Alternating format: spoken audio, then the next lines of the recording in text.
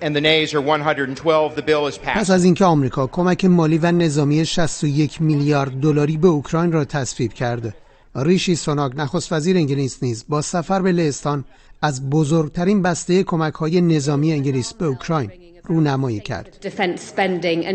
تازه ترین کمک‌های دولت انگلیس به اوکراین شامل 500 میلیون پوند برای امور نظامی، 400 خودروی نظامی، 1600 قبض سلاح و 4 میلیون مهمات انواع ادوات جنگی است.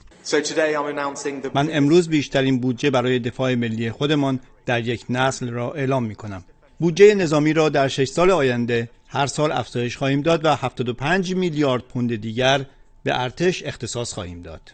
دولت انگلیس در حدود 2 سال اخیر بیش از 12 میلیارد پوند به اوکراین کمک کرده که اغلب آن نظامی بوده است. مردم انگلیس بارها با برگزاری تظاهرات گسترده این کمک‌ها را موجب گسترش جنگ در اوکراین و نابودی پول مالیات دهندگان انگلیسی دانستند و با آن به مخالفت برخاستند.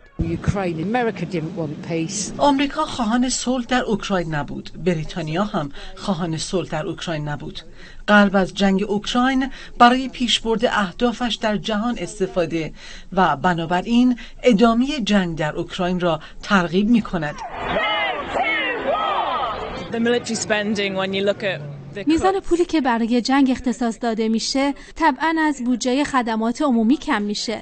دولتی که مدعی نمیتونه در بحران گرانی جاری دستمزد کارگران و پزشکان و پرستاران را افزایش بده، برخلاف خواست اکثریت مردم کلی پول صرف ماجراجویی‌های نظامی و جنگ افروزی میکنه.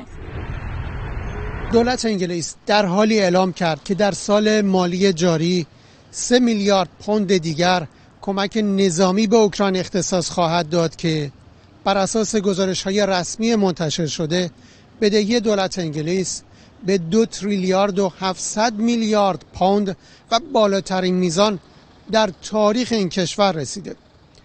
مجتبی قاسم‌زاده، خبرگزاری صدا و سیما، لندن.